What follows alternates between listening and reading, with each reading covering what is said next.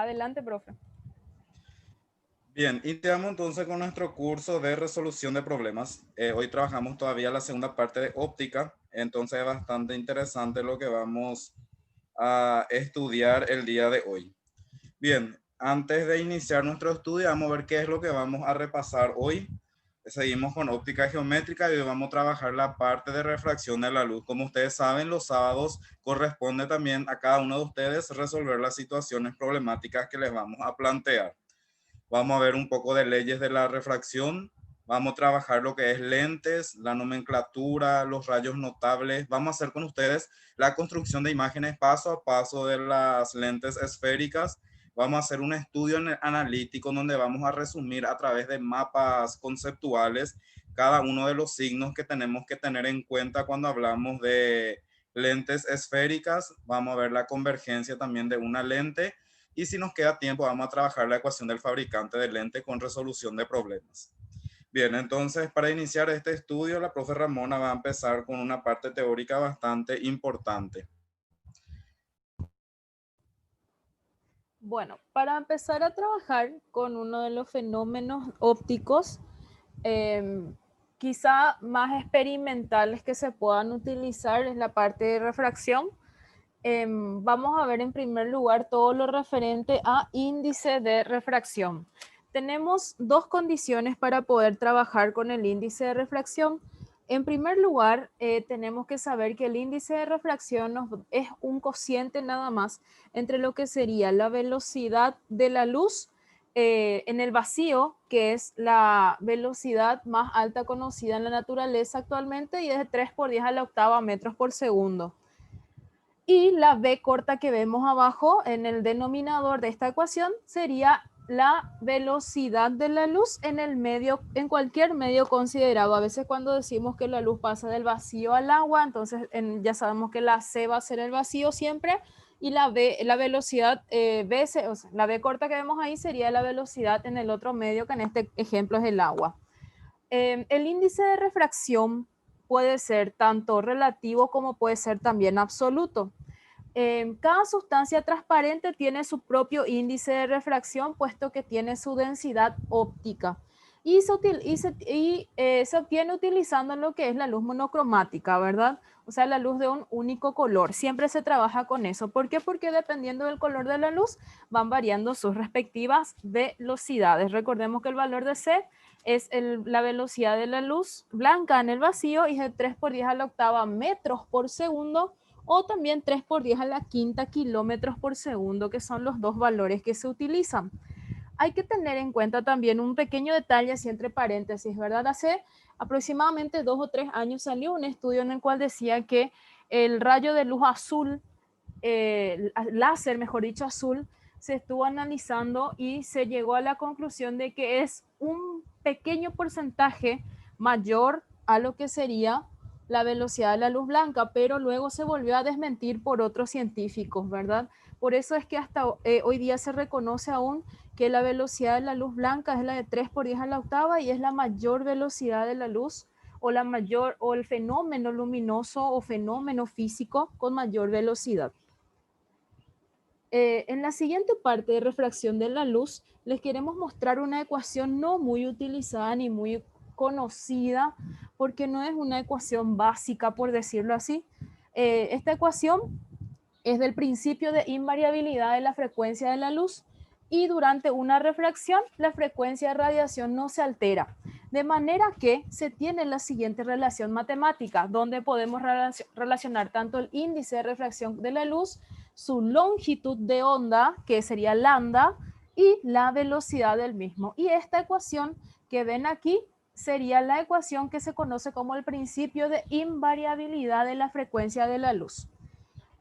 Siendo lo que es velocidad 1 y velocidad 2, las velocidades de la radiación en los medios 1 y 2 respectivamente. Y también sabemos que la longitud de onda también es un parámetro que tenemos que trabajarlo cuando hablamos de la parte de la luz. ¿Por qué? Porque sabemos que la luz es una onda, ¿verdad? Entonces, a veces quizá todavía no llegamos teniendo en cuenta el orden de nuestros programas, ¿verdad? No se llega aún a ver la parte de movimiento ondulatorio, por eso es que se obvia mucho esta ecuación, ¿verdad? Esta relación matemática. Pero esta relación matemática es muy simple, así que podríamos así como un cálculo auxiliar, cuando ya empecemos a ver la parte de refracción de la luz, colocarle esto a los chicos a modo de que ellos manejen esta ecuación y por sobre todo la relación que hay entre la velocidad y la frecuencia de la luz, ¿verdad? Recordemos que velocidad de una onda es lambda por frecuencia, entonces esa sencillita ecuación nada más si le podemos colocar a los chicos en un apartado, de modo a que podamos nosotros también ir mostrándoles esta ecuación bastante interesante que a veces no la conocemos porque no es muy, como les digo, no es muy utilizada, pero sí es una ecuación bastante útil para resolver cierto tipo de problemas dentro de lo que es la refracción de la luz, principalmente cuando hablamos de la variación de lo que es la longitud de onda de la luz teniendo en cuenta los respectivos colores. Y en la siguiente parte ya vamos a ver lo que son las leyes de la refracción de la luz. Así como en la reflexión, sabemos que la refracción de la luz nos presenta dos leyes. La primera ley, que es idéntica prácticamente a la de la reflexión, nos dice que el rayo incidente, que vemos aquí en el esquema gráfico, el rayo refractado en este caso y la recta normal, que es la línea de puntos perpendicular al plano de separación, están en un mismo plano, ¿verdad? O sea, son coplanares entre sí estos tres. Tengamos en cuenta siempre que los ángulos, así como se medía en la parte de reflexión, se miden con la normal, no con la superficie, sino con la normal, como nos está indicando el profe Simón.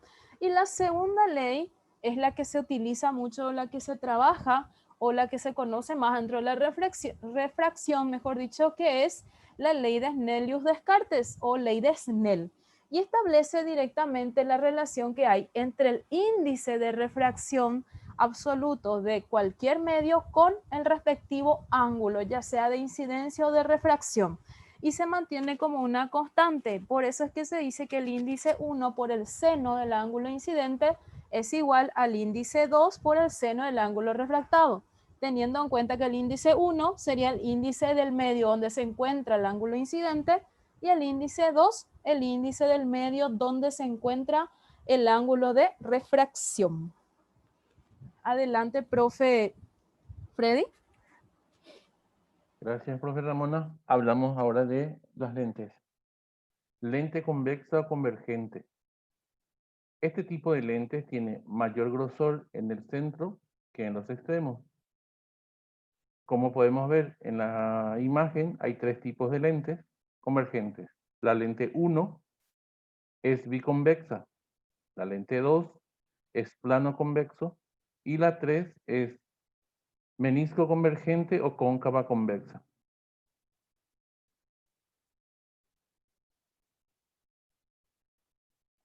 Lente cóncavo divergente.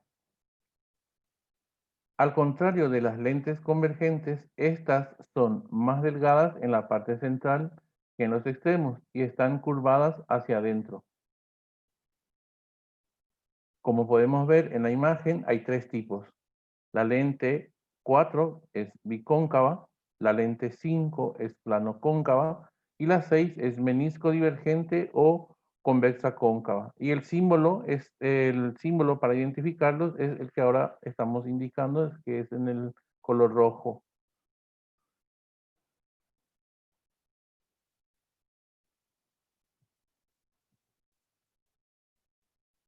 Imágenes producidas por las lentes. Todo rayo paralelo al eje principal se refracta pasando por el foco imagen. Todo rayo que pasa por el centro óptico no se desvía. Todo rayo que pasa por el foco objeto se refracta paralelo al eje principal. Estos tres puntos es lo que tenemos que manejar muy bien para la construcción de las imágenes que a continuación vamos a ir viendo.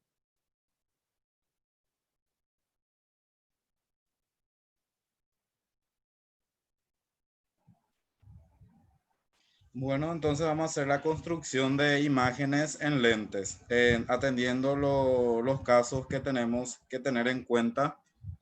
Entonces yo voy a trabajar con los primeros casos y luego los compañeros van a ir complementando. Si hay algo que yo me olvidé, seguramente la profe Ramón y el profe Freddy van a ir también complementando eso. Primeramente vamos a trabajar con la lente convergente en el caso 1. Para el caso 1, entonces vamos a ubicar un objeto lejos del punto antiprincipal que estamos viendo acá. Entonces, lo primero que tenemos que hacer es trazar un rayo, ¿verdad? Paralelo al eje principal, y sabemos que esto se va a refractar pasando por el foco. Nuevamente vamos a trazar otro rayo que pasa por el centro óptico, ¿verdad? Y fíjense que esto se va a refractar siguiendo la línea recta. Entonces, donde se cortan los rayos, vamos a obtener, ¿verdad?, lo que es la imagen. En este caso, para el caso 1 de lente convergente, la imagen va a ser real, invertida y menor. Bien, tenemos también el caso número 2. Como ya pusimos en el caso anterior, lejos del punto antiprincipal, ahora vamos a ubicar nuestro objeto sobre ese punto. Trazamos nuevamente una línea recta paralela al eje y esto se va a refractar pasando por el foco de la siguiente manera. Nuevamente trazamos nuestro rayo notable que pasa por el centro de esta manera y vamos a ver que ellos se van a intersectar en un punto. En ese punto es donde vamos a formar las imágenes de esta manera. Si ustedes se dan cuenta, ¿verdad? Tiene las mismas características de del objeto, entonces podemos decir que es real, invertida e igual. Después tenemos el caso 3. Ya ubicamos nuestro objeto lejos del punto antiprincipal. Ya ubicamos en el punto principal y ahora vamos a poner nuestro objeto entre el punto antiprincipal y este foco de la siguiente manera. Nuevamente vamos a trazar los rayos notables que el profe Freddy nos estaba mencionando y vamos a obtener lo siguiente. Entonces, un rayo, ¿verdad?, de manera paralela al eje principal y esto se va a refractar pasando por el foco de la siguiente manera. También trazamos el otro rayo notable que pasa por el centro de la siguiente manera y ambos rayos se van a cortar en un punto. En ese punto entonces es donde nosotros podemos trazar, ¿verdad?, nuestra imagen correspondiente. En este caso la imagen aumentó de tamaño, entonces podemos decir que es real, invertida y mayor. Y voy a hacer con ustedes el caso 4. Para el caso 4, como ya nosotros escribimos nuestros objetos lejos del punto antiprincipal, luego ya pusimos en el punto principal, ya pusimos entre el antipunto principal y el foco, entonces pondríamos ahora nuestra imagen sobre el foco. Trazamos nuestro rayo de esta manera y esto se tiene que refractar por el foco. Trazamos también nuestro rayo de luz que pasa por el centro óptico y fíjense que acá no se van a cortar los rayos. Entonces decimos que la imagen es impropia o también, como dicen algunos libros, ¿verdad?, que la imagen se va a formar en el infinito. Depende ya de qué tipo de bibliografía estemos utilizando, pero en algunos libros menciona que la imagen es impropia, no se forma imagen o que la imagen está en el infinito. Depende ya de la bibliografía que utilicemos. Profe Ramona, no sé si querés complementar algo sobre este caso interesante. Sí, profe. Sí, así como vos dijiste, depende mucho de la bibliografía. Normalmente en los libros de física universitaria dice se forma en el infinito, ¿verdad? O sea, según los libros nos dice que los rayos de luz llegan a un punto tal que en algún lugar del infinito se cruzan entre sí. Entonces, solo eso, profe, que se llega a decir también eso. Y normalmente en los libros lo dicen de esa manera. Muy pocas bibliografías hasta ahora leí en las cuales habla de que se forma, de que es impropia, por ejemplo. Creo que el Bongiorno, que es nuestra base prácticamente para el colegio, dice impropia, ¿verdad? Imagen impropia, pero varios libros utilizan lo de que se forma en el infinito. Pero a veces nada más que a los chicos es difícil mostrarles, ¿verdad? Ya que les estamos mostrando 6 casos en total y justo uno que no se forma, a ellos a veces les llama mucho la atención si les decimos que se forma en el infinito, ¿verdad? A veces a ellos les cuesta también un poquito tratar de dimensionar o de entender esa situación. Al menos yo siempre utilizo que es impropia o que no se forma imagen visible. Nada más que eso, profe. Asimismo, profe Ramón, si nos vamos en una matemática más avanzada, ¿verdad? Seguramente se trabaja ya con esa definición que dice, ¿verdad? Que en realidad las rectas paralelas se cortan en un punto ya haciendo ya referencia a una geometría no euclidiana. A lo mejor desde ese punto de vista también se puede tomar este caso. Así a modo de comentario nada más estoy mencionando eso. Así mismo, profe. Adelante, Bien, profe Freddy. Freddy. Gracias, compañeros. Seguimos con los ejemplos de la construcción. Ahora vamos a ubicar nuestro objeto entre la lente y entre el foco. Trazamos el paralelo donde se refracta por foco. Ahora trazamos el que pasa por el centro óptico y vemos que ocurre algo que no son paralelos, pero no se van a intersectar, sino que vamos a prolongarlo, vamos a proyectar. Proyectamos los dos ejes y donde se intersectan es donde se va a formar la imagen. Y vemos que es mucho mayor que el objeto. En este caso, la imagen es virtual porque se forma del mismo lado que el objeto. Es derecho porque tiene el mismo sentido que el objeto y es mucho mayor. También se puede, profe Freddy, decir que la imagen es virtual porque se forma con las prolongaciones de los rayos refractados. Sí, Así exactamente, profe. como habíamos dicho también en la parte de espejos. Y a modo de comentario nada más, les mostramos así paso a paso de nuevo la construcción porque varios compañeros nos dijeron, ¿verdad?, que les hubiera gustado que mostremos la construcción así de la parte de espejos. Y como ya no nos da tanto el tiempo, entonces quisimos mostrarles esta parte de lentes. Nada más que eso. Sí, es por eso, profe, que esos tres puntos principales que justamente yo estaba comentando, que esos tres puntos principales es lo que tiene que llevar en cuenta para la construcción de la imagen. El eje paralelo, el eje paralelo, después el que pasa por el centro óptico y después para que podamos construir la imagen. Así Bien, mismo, profe. acá la lente es divergente, pues yo me doy cuenta por el eje que se dibujó acá, el eje vertical. Exactamente, es por eso que le dije hace rato que nos fijemos en el gráfico. Colocamos el objeto mucho antes del antiprincipal. Trazamos la paralela y no se refracta por el foco. Trazamos la proyección o la prolongación y pasa por el foco 1. Trazamos el eje que pasa por el centro óptico.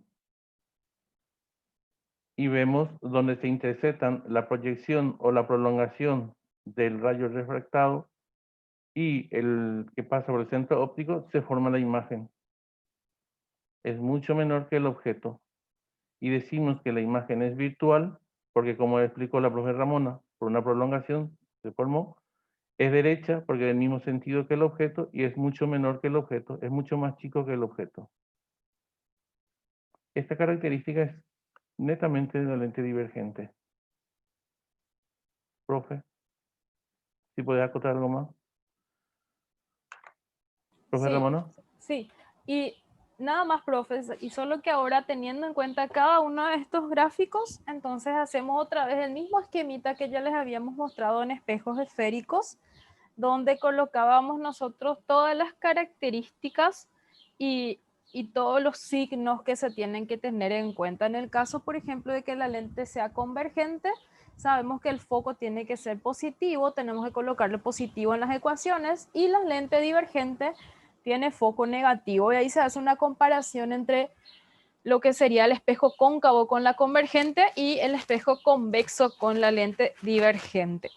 En la parte de lo que es imagen, nuevamente, si nuestra imagen es una imagen real, sabemos que el valor de la P' tiene que ser positivo, mayor a 0, por ende, y el valor de P' tiene que ser negativo para una imagen de tipo virtual.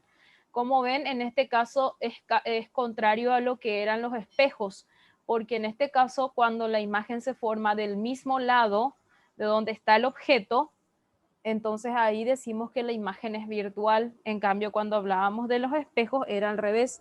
En la imagen virtual se formaba al otro lado del espejo. Entonces, en este caso, ahí tenemos una de las diferencias principales entre las gráficas de espejos y lentes. La segunda parte es otra vez tomamos la imagen, pero esta vez decimos que toda imagen real, en este caso coincide siempre que es una imagen invertida. Entonces siempre las imágenes reales se consideran invertidas y por ende negativas. Esto sí es igual a lo que ya habíamos hecho. Y la imagen virtual también siempre coincide que es derecha y por ende en el signo de la I vamos a tener que es un signo positivo. Y en el caso del aumento, también decimos que aumento positivo tenemos una imagen virtual porque como nos mostró el profe Freddy, la imagen virtual, por ejemplo, del espejo convexo salió derecha, por ende mi aumento es positivo. Y para el aumento negativo, sabemos que la imagen es real y normalmente el aumento negativo se da para las imágenes que son invertidas. Ahora vamos a ver en una tablita la misma cosa también que ya vimos ahí. Estas son dos formas que utilizamos como para poder mostrarles las dos maneras de trabajar con el tema de los signos también, ¿verdad? Y cómo podemos englobar todo lo referente a las características de la imagen en una sola tabla. Entonces yo creo que, como ya les había dicho, siempre es importante al menos que una vez los chicos grafiquen, con una sola vez ya es suficiente y luego ya pueden ir aplicando nada más.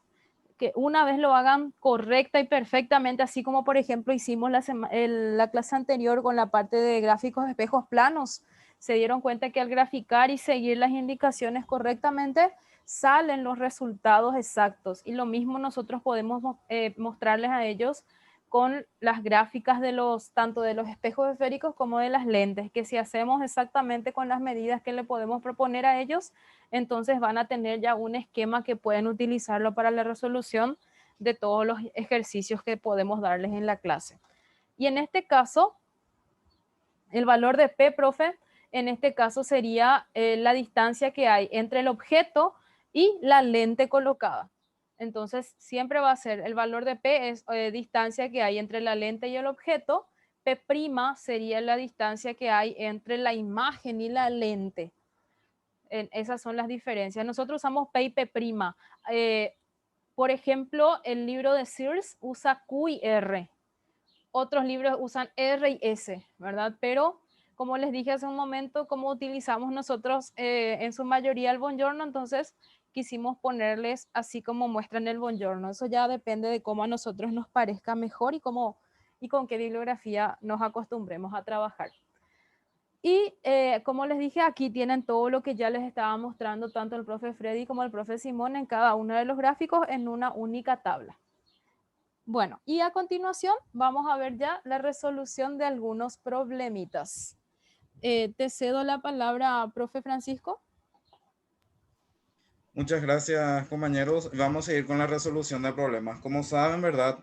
Cuando hablamos de resolución de problemas, tenemos que trabajar en sala de clase los 3 niveles.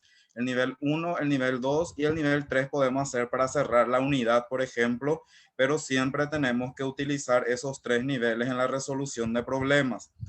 Bien.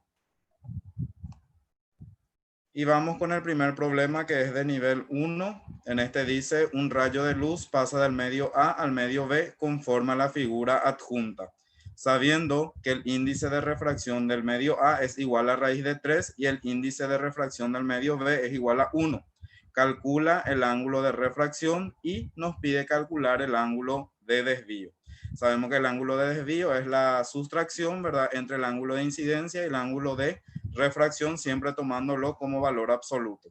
Entonces, este es el esquema ya que viene acompañado con el problema. Entonces, para resolver esta situación problemática, vemos que se trata de un problema de la segunda ley de refracción, o sea, vamos a aplicar la ecuación de Snell, ¿verdad?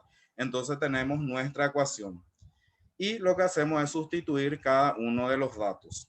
Entonces ahí ya podemos nosotros despejar el valor de seno del ángulo de refracción y vamos a obtener el siguiente valor. Normalmente le estoy mostrando acá que tenemos que tratar de siempre, ¿verdad? O en la mayoría de las veces utilizar ángulos notables. ¿Para qué? Para que el alumno pueda relacionar ese contenido que ya dio con matemáticas.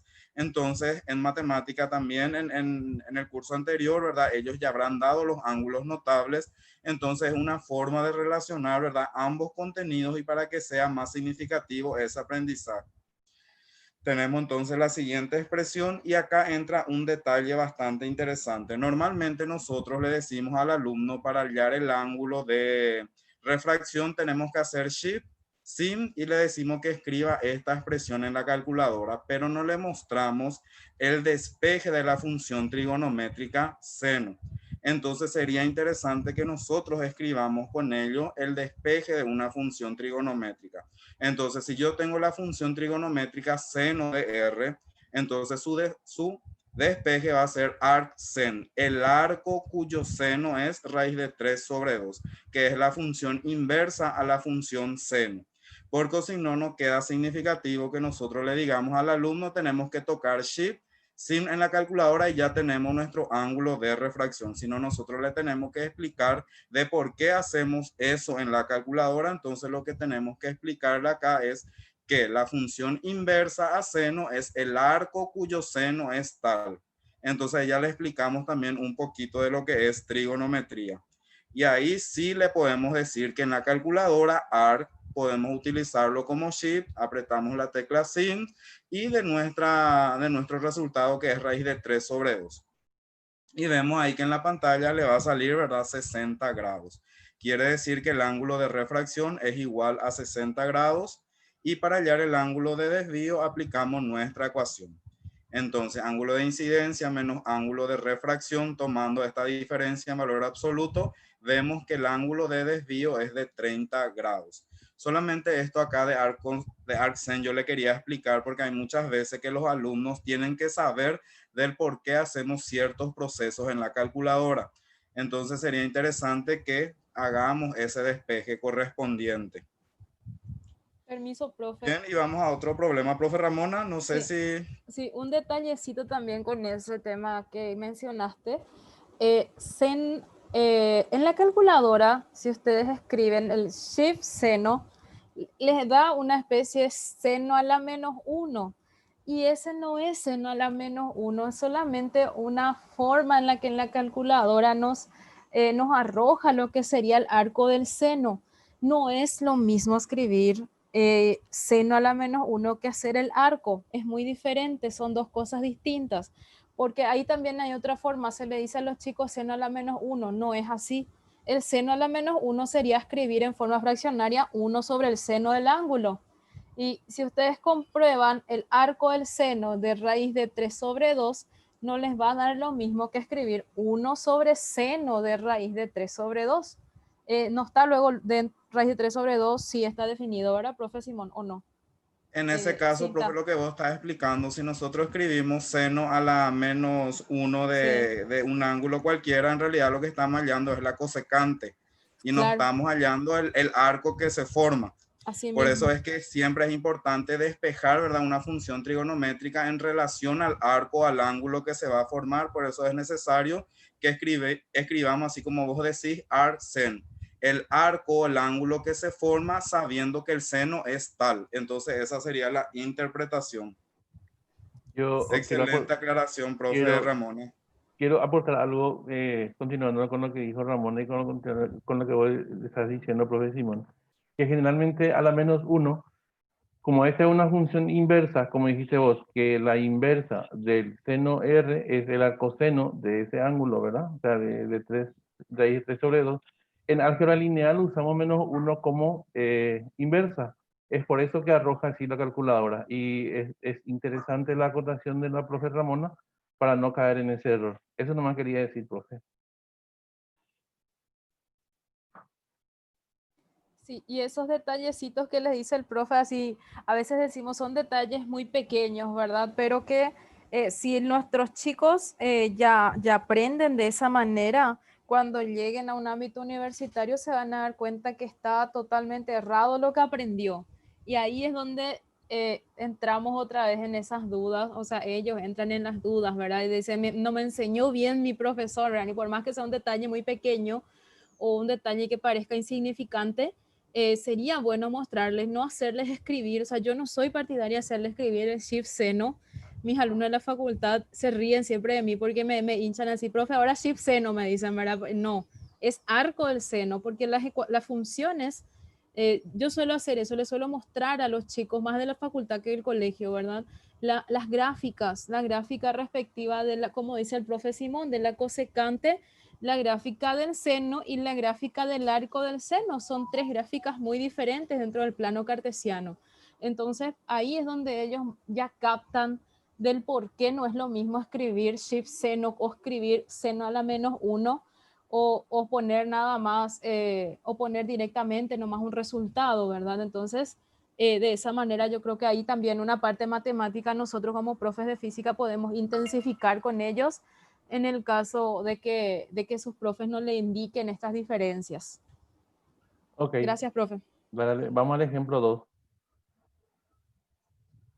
Un haz de luz monocromático pasa de un medio donde n es igual a 4 a otro cuyo índice es n 1,4. Calcula la medida del ángulo indicado. Acá tenemos la incidencia y el ángulo de incidencia es alfa y tenemos el ángulo de refracción. Lo que tenemos es el desvío, 37 grados. Es decir, ahí el ángulo sería alfa más 37, sería el ángulo de refracción. Entonces, hagamos la ecuación de Snell, reemplazamos los valores que tenemos, o sea, en este caso vamos a plantear índice de incidencia por seno del ángulo de incidencia es igual a índice de refracción por seno del ángulo de refracción, y es lo que le estaba diciendo. La incidencia es alfa y la refracción es 37 grados más alfa. Sigamos.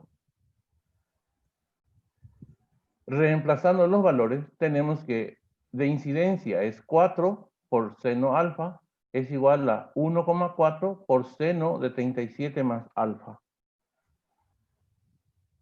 Aplicando la ecuación. ¿Qué ecuación vamos a aplicar acá? La seno de suma de ángulos. Y eso sería, porque ahí necesitamos, y sería seno de A por coseno de B más seno de A por, por seno, más seno de B por coseno de A. Ahora vamos a sustituir según nuestro dato, que es 37 considerando A y alfa considerando B. Y tenemos que 4 por seno alfa es igual a 1,4 y sustituyendo seno de A, que sería seno 37, por coseno de B, que sería alfa, ¿verdad? Para nosotros alfa es B, más seno de alfa por coseno 37. Sustituyendo, efectuando ahí tenemos, haciendo la distributiva, tenemos 1,4 por seno 37 por coseno de alfa más 1,4 por seno alfa por coseno 37. Sigamos. Ahí tenemos que 4 seno alfa, ya despejando, tenemos 4 seno alfa menos 1,4 seno alfa por coseno 37 es igual a 1,4 seno 37 por coseno alfa. Ahora vamos a ir viendo. Extrayendo factor común tenemos que seno alfa es 4 menos 1,4 coseno 37 es igual a 1,4 seno 37 por coseno alfa. Ahora, resolviendo tenemos que seno alfa por 2, resolviendo 4 menos 1,4 por coseno 37 resulta 2,8819. Efectuando 1,4 por seno 37 tenemos 0,8425. Despejando eso tendríamos de la siguiente manera. Seno sobre coseno, pues el coseno que estaba en un miembro pasa al otro lado dividiendo porque estaba multiplicando. Y el número que estaba, el coeficiente que estaba multiplicando a seno pasa dividiendo. Seno sobre coseno es tangente. Entonces, Sustituyendo tendríamos tangente es igual a 0,8425 sobre 2,8819. Y ahí vamos al arco tangente de alfa, como está diciendo el profe Simón y la profe Ramón hace un ratito. Entonces, resolviendo eso, nos sale que el ángulo alfa es de 16,296 grados. Y ese es lo que nos estaba pidiendo el problema. Así que ya hallamos el valor del ángulo de incidencia. Exactamente. Allí nada más, profe Freddy, discúlpame. Al final creo que tuve un error al colocar este resultado porque es arco tangente de la fracción es igual a alfa, disculpen. Ahí al revés nada más. Le coloqué y no nos dimos cuenta, disculpen. Tendría que ser, está espectacular todo lo que dijo el profe, pero solamente al final, en vez de poner arco tangente de alfa, tiene que ser arco tangente de la fracción que está ahí. Y eso es igual a alfa. Sí, exactamente. Estaba invertida Sí, la así descripción. mismo. Sí, sí. Bueno, y pasando al tercer ejercicio, gracias, profe. En el tercer ejercicio ya tenemos un ejercicio acerca de lentes y nos dice, un cuerpo de 40 centímetros se sitúa a 1 metro de distancia de una lente convergente que tiene una distancia focal de 0,5 metros y nos pide determinar la posición de la imagen, el aumento lineal transversal, el tamaño y las características de la imagen. En este caso, directamente aplicamos las mismas ecuaciones que ya estuvimos aplicando en espejos esféricos. En este caso, la ecuación de Gauss. La ecuación de Gauss, entonces tenemos aquí 1 dividido 0,5, que es el foco que nos da el ejercicio. Como es una lente convergente, el foco es positivo. Y nos da la posición de la... nos dice que se encuentra a 1 metro. Entonces, ahí ya podemos hallar el valor de P'. Entonces, realizando el despeje matemático, vamos a obtener que P' saldría entonces 1 sobre 1, como vemos ahí, por ende P' va a ser 1 metro. Es decir, se encuentra también en la misma distancia, o sea, P' y P son iguales en este caso. Situación que no vamos a encontrar prácticamente cuando hablamos de espejos esféricos, sino estas situaciones se encuentran más en lo que son las lentes. Y luego el aumento, sabemos ya que podemos utilizar I sobre O si no menos P' sobre P, dependiendo de los datos. Y tenemos en este caso entonces menos P' sobre P, el valor de P' que acabamos de hallar dividido el valor de P que ya nos da el ejercicio. Y en este caso el aumento es un aumento negativo. Entonces ahí nosotros ya podemos decir que nuestra imagen, al tener un aumento negativo, como vimos en la tabla anteriormente en el esquema gráfico, cuando nuestro aumento es negativo, nuestra imagen es una imagen real. Y en el tamaño y características de la imagen, entonces aquí nos faltó nada más el tamaño ya hacer. Otra vez podemos utilizar la ecuación de aumento, o bien podemos hacer el paralelismo de menos P' sobre P igual a I sobre O, que también nos va a resultar lo mismo. Y ya tenemos ahí entonces el tamaño de la imagen, que en este caso nuestra imagen es igual a 0,4 metros. Nos faltó nada más aquí, perdón, el signo negativo. Entonces la imagen ahí sale menos 0,4 metros y es una imagen invertida. Entonces ya sabemos ahí que se cumplen las características que estamos buscando, que nos da una imagen real, es una imagen invertida y de menor tamaño, de igual tamaño como vemos aquí, porque en este caso sabemos que el cuerpo es de 40 centímetros y la imagen también es de 40 centímetros, nada más que está expresada aquí en metros. Pero sabemos que cuando están tanto P y P' tienen el mismo valor, también el valor de la I y de la O van a ser iguales. Gracias, profe. Gracias, seguimos. Pero antes de continuar, le quiero responder a un compañero o compañera que preguntaron en el chat. El resultado del 16,298 y algunos números grado es la misma cosa de lo que preguntaste, solamente que ahí está expresado en grados, minutos y segundos. Ambos son correctos, profe. Bueno, vamos a leer el problema. Se dispone de una lente divergente de 10 centímetros de distancia focal, determina la distancia de la imagen sabiendo que el objeto está a 15 centímetros de la lente. Extraemos los datos. Distancia focal es menos 10 centímetros. ¿Por qué? Porque nuestra lente es divergente. Y ahí sabemos que la distancia focal es negativa. La distancia del objeto es de 15 centímetros y nos pide la distancia de la imagen. Utilizando la ecuación 1 sobre distancia focal es igual a 1 sobre distancia del objeto más 1 sobre distancia de la imagen y sustituyendo los valores y despejando y resolviendo tendríamos menos 1 sobre 6 es igual a 1 sobre P', es decir, P' es igual a menos 6 centímetros, que es la distancia de la imagen.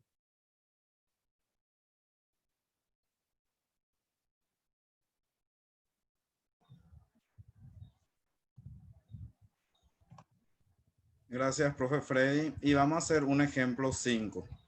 En este caso ya la respuesta va a ser en forma literal, porque tenemos que manejar nosotros que hay diferentes niveles de conocimiento o diferentes niveles de aprendizajes. El primer nivel le llamamos conocimiento, más cuando nos referimos, ¿verdad?, a la parte teórica. Luego tenemos el nivel 2, que es comprensión, y luego tenemos el nivel 3, que es aplicación. Un problema que se trata ya con tipo de planteamiento en forma literal, entonces cae dentro de lo que es un problema de comprensión. El alumno tiene que comprender cuáles son los motivos del por qué se va a resolver de esta manera y tiene que tener un fundamento teórico para poder resolverlo.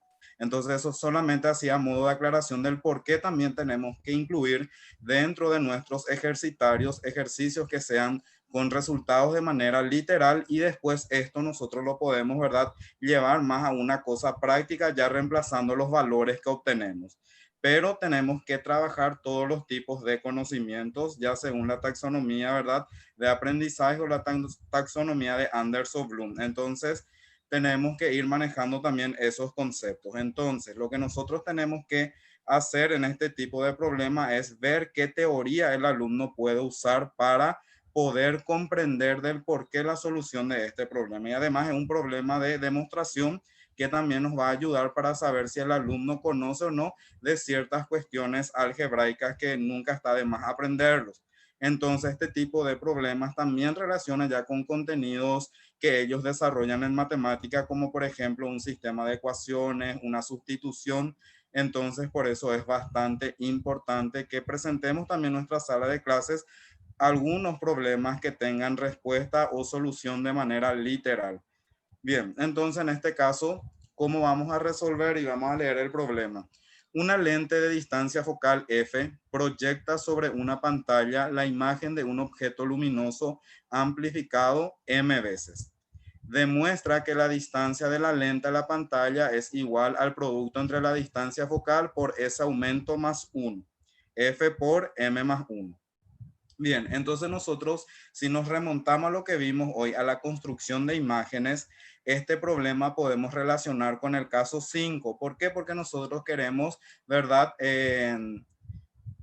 queremos proyectar, ¿verdad?, en una pantalla. Entonces, cuando nosotros proyectamos en una pantalla, la imagen tiene que salir más grande y tiene que ser de manera derecha. Por lo tanto, la imagen va a ser en ese caso virtual y el aumento tiene que ser positivo. Entonces, nosotros escribimos nuestra ecuación de aumento. Aumento es igual a menos P' sobre P. Como yo necesito que ese aumento sea, ¿verdad?, positivo para que se pueda cumplir lo que me menciona el problema, entonces podemos, ¿verdad?, escribir el aumento con signo negativo, como vemos acá, para que esto se pueda neutralizar. Entonces despejamos ahí el valor de P. Entonces tenemos que el valor de P va a ser igual a a P' sobre el aumento que nos da el problema. Como nosotros queremos saber el valor de P', aplicamos nuestra ecuación de conjugación de Gauss. Sustituyendo cada uno de los valores, entonces nos decía que la distancia focal era F, pero con el primer despeje que hicimos, haciendo la sustitución, vemos que P es igual a P' sobre M. ¿Y por qué despejamos nosotros acá P? Como el problema nosotros nos pide P', entonces yo puedo, ¿verdad?, despejar Lo que en forma opuesta, ¿cómo les puedo explicar eso? Si yo quiero hallar P', entonces me conviene despejar en mi cálculo auxiliar P. Y vamos a suponer que yo quería hallar acá P, entonces en mi cálculo auxiliar me conviene despejar P'. A ese análisis lo que quise llegar. Como acá tenemos ya el inverso de una fracción, es lo mismo que esto, escribir al revés. Si yo tengo 1 sobre P' sobre M, es lo mismo que escribir M sobre P'. Entonces, en este segundo miembro, transformamos en una fracción homogénea. Por lo tanto, podemos escribir una sola vez ese denominador de la siguiente manera. Multiplicando en forma de cruz, vemos que la distancia que nos pedía el problema es evidentemente el producto entre la distancia focal y ese aumento más 1. Entonces, lo que nosotros podemos hacer una vez que el alumno demuestra este ejercicio, nosotros ya le podemos ir dándole valores para la distancia focal y para el aumento.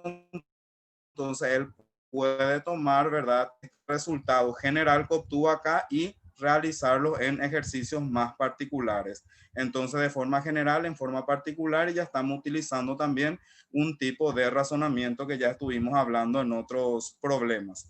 No sé, profe Freddy, si querés complementar más sobre este problema. Parece interesante, profe, y así como dijiste, en la parte literal tenemos que aplicarlo en la resolución de problemas con nuestros alumnos. ¿Por qué? Porque como dijiste, podemos ampliar más después, podemos ponerle, no sé, M vale tanto, entonces los alumnos van sustituyendo, o F vale tanto y van sustituyendo. Acá es bastante bueno aplicar esto porque se aplica despeje, se aplica la relación en las ecuaciones y se va llevando a una solución en base a partes literales. Eh, yo soy muy partidario de esto y yo creo que coincidimos en eso, profe Francisco. ¿Por qué? Porque los alumnos ponen a prueba su habilidad de comprensión y su habilidad de despeje. Y después para que pueda sustituir por los valores que se le presente. Porque esta situación problemática puede ser proyectado, podemos sacar como 5 situaciones problemáticas en base a esto.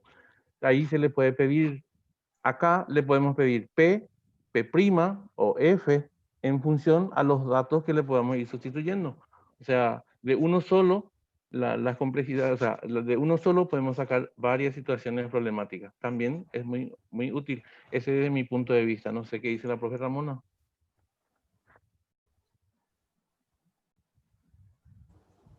Sí, profe, tenés razón con respecto a eso. Siempre tenemos que tratar de ver la parte literal y así como decía el profe Francisco recién, ver todos estos niveles de comprensión, ¿verdad? Porque cada tipo de ejercicio tiene su nivel de comprensión. Y aquí, por ejemplo, el ejercicio no es muy difícil ni tampoco es muy largo, entonces eh, lo podemos realizar con ellos, ¿verdad? Sí, hay ejercicios que quizá demanden un poquito más de complejidad de manera literal y algebraica por sobre todo, pero como ya les habíamos dicho, las ecuaciones para la parte de óptica son bastante simples, no hay mucho trabajo que hacer y como en este caso, por ejemplo, nos daba ya ciertos, ¿cómo decirle así? Ya nos daba ciertas pautas. Por ejemplo, ya nos decía que se proyecta sobre una pantalla, por ejemplo, ¿verdad?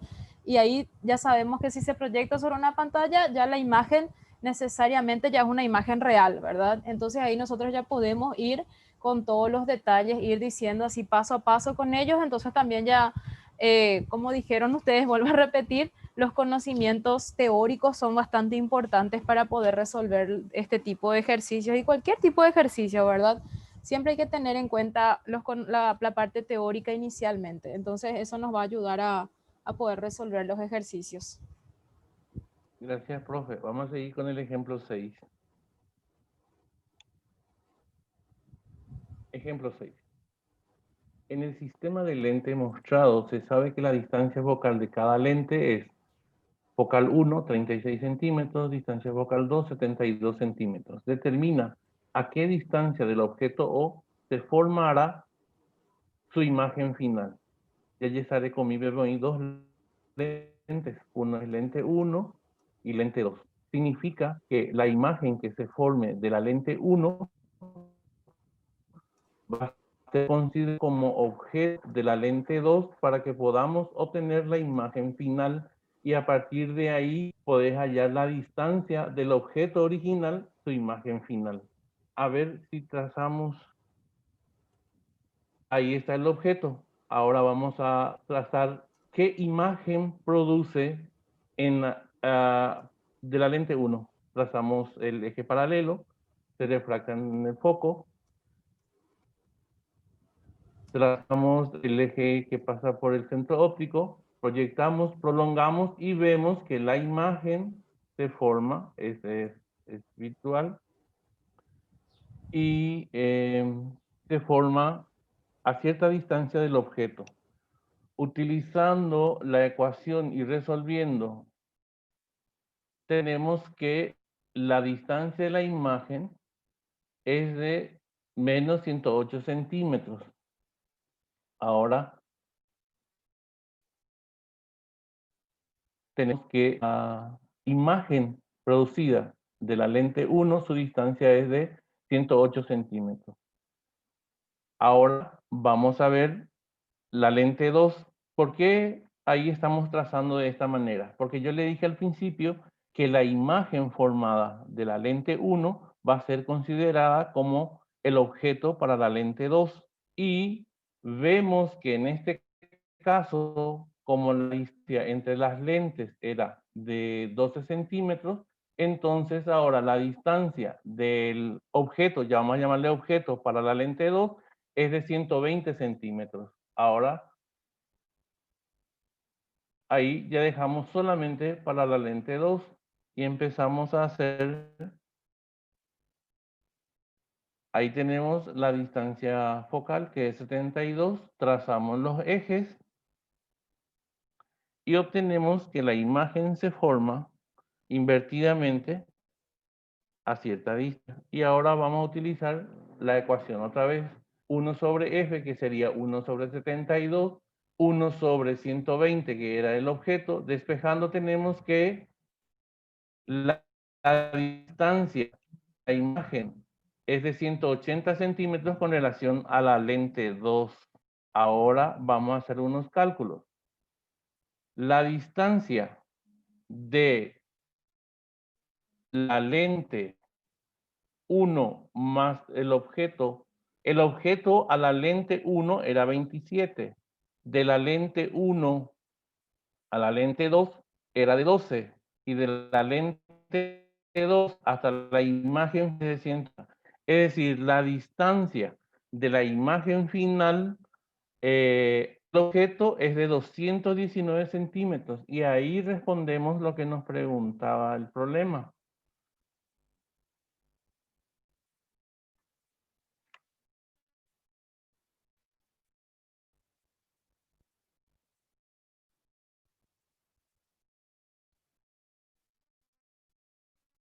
Interesante problema, profe Freddy. En esto nosotros podemos ir trabajando ya también con nuestros alumnos, haciendo gráficas correspondientes con ellos en una hoja blanca, en una hoja cuadriculada, para que ellos puedan entender del por qué se resuelve de esa manera esta situación problemática. Así como siempre nos menciona la profe Ramona, cuando hablamos de óptica geométrica, siempre es bastante interesante realizar los gráficos correspondientes, ¿verdad, profe Ramona? Porque ayuda más a resolver dichas situaciones problemáticas. Sí, así mismo, profe. Y si ustedes, por ejemplo, prefieren también hacerles esquemas gráficos de manera individual, también es bastante bueno.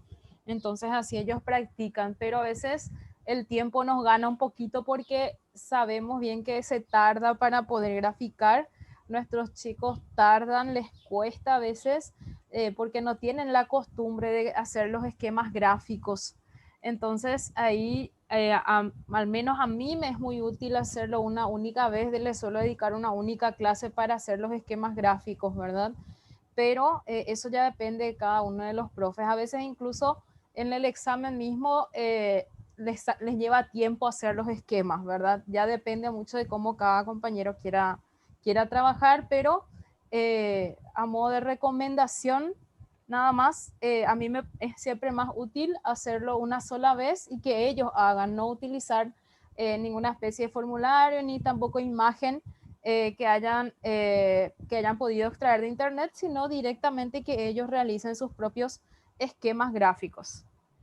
Y ahora les proponemos, Y, profes, adelante, profe, adelante.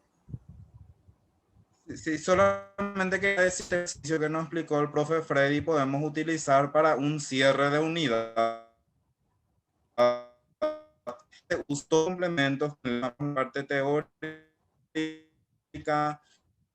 una construcción de imagen, de contenido. Solamente eso quería contar, profe Ramón. Ok, gracias, profe. Y ahora, como les estaba diciendo, les proponemos, compañeros, dos ejercicios. En primer lugar, este ejercicio que es acerca de una lente convexa, uno de dificultad un poquito menor, dificultad baja, por decirlo así, o nivel 1, como ustedes lo quieran llamar. Entonces, no sé, profe Freddy, profe Simón, si les parece 5 minutos para trabajar por este problema y podemos hacer lo mismo que habíamos hecho la semana anterior. Si algún compañero quiere compartir o quiere compartirnos su pantalla, si es que están trabajando en alguna aplicación, ya sea Word o OneNote o algo así, o si nos quiere mostrar, les agradeceríamos, Sí. compañeros. Yo creo que Excelente, cinco profe minutos. Ramona. Asimismo, yo quería comentarles algo acá mientras que los compañeros van resolviendo su situación problemática. Cuando hablamos de nivel de dificultad de problema, siempre le llamamos nivel 1, nivel 2 y nivel 3. Normalmente eso se trabaja, ¿verdad? En las competencias de física y de acuerdo a la complejidad de los ejercicios. Pero cuando hablamos de la taxonomía del tipo de aprendizajes, los ejercicios que son meramente teóricos entran en el nivel 1, que es conocimiento. Los ejercicios literales que estuvimos viendo ya hoy entran dentro del nivel 2, que es parte de comprensión. Y cuando aplicamos las fórmulas, o perdón, las ecuaciones, como en este caso, para resolver este problema, entonces decimos que está en el nivel 3 de aplicación cuando hablamos de tipos de conocimiento. Solamente eso quería comentar, profe Ramona. Profe Freddy, adelante. Yo, yo creo conveniente, profe, unos 5 minutos por problema, porque creo que tenemos dos planteamientos, ¿verdad? Entonces, con este problema, eh, 5 minutitos y después 5 minutitos, como le dijo la profe Ramona. No sé si están de acuerdo, porque este es de aplicación directa y ya nos da todos los datos, ah, rapidito.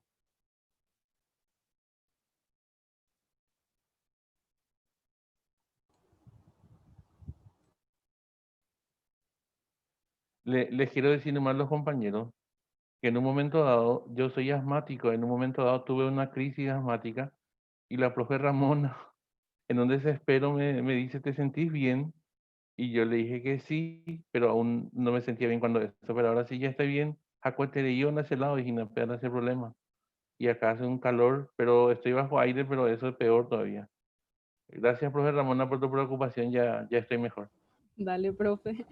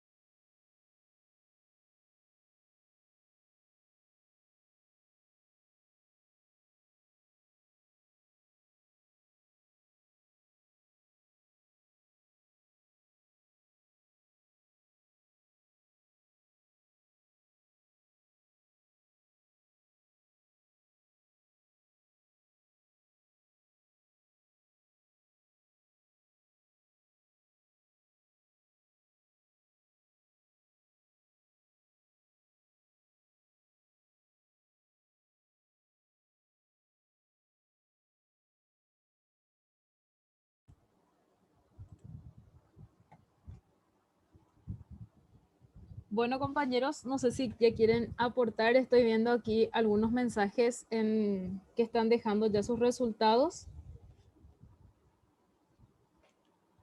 No sé si alguien quisiera consultar algo.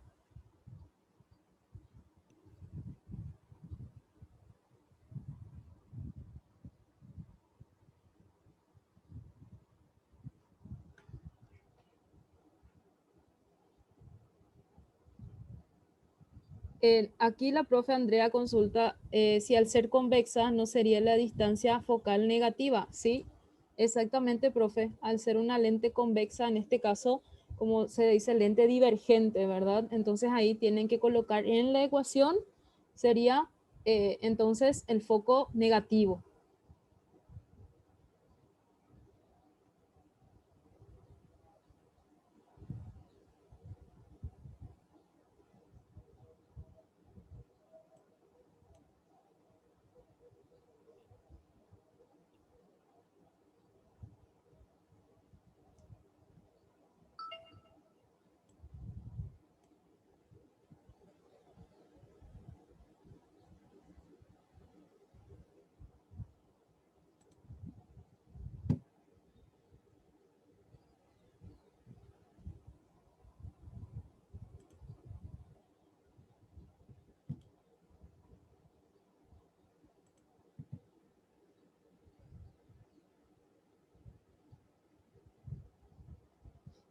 Tengo que hacer una aclaración.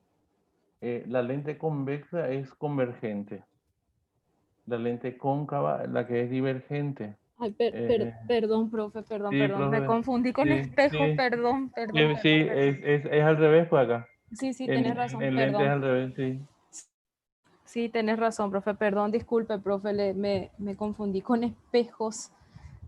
Es que leí convexa nomás, no me fijé que era lentes, disculpen. Sí, es por eso. Sí, sí, está bien. No sé si los resultados de los compañeros coinciden. Acá, por ejemplo, pide posición de la imagen. Lo que nosotros ya podemos decir entonces si nuestra lente es convexa o convergente es que la posición de la imagen tendría que ser el valor de P' positivo. La altura de la imagen en este caso nos tendría que salir un valor negativo debido a que como en la imagen, como el valor de P es positivo, entonces ya podemos definir que nuestra imagen es real. Entonces ahí la altura de la imagen sería también negativa. Sí, creo que sale 30, ¿verdad? Entonces los compañeros están escribiendo. No sé si es que Sí, alguien... sí, Sí. 30 es. Ok, ok, profe. Entonces, no sé, profe Simón, si podrías pasar al siguiente ejercicio, por favor.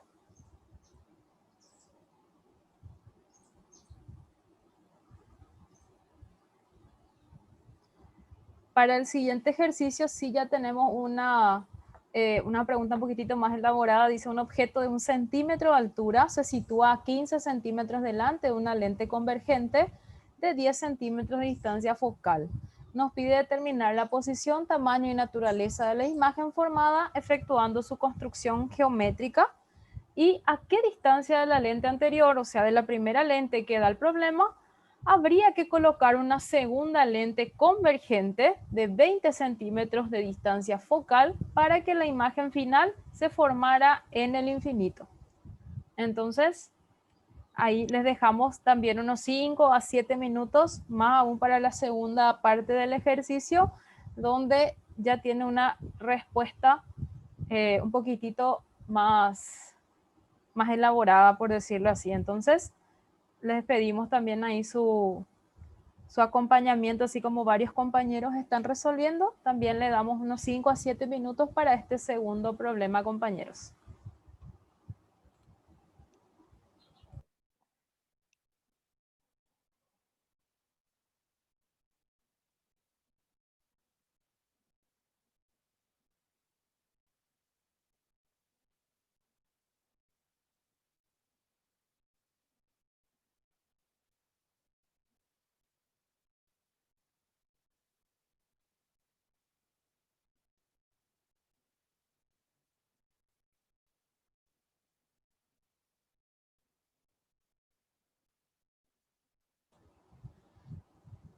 Compañeros, mientras van resolviendo el ejercicio, profe Simón, ¿será que me podrías, por favor, habilitar para compartir mi pantalla un ratito nada más?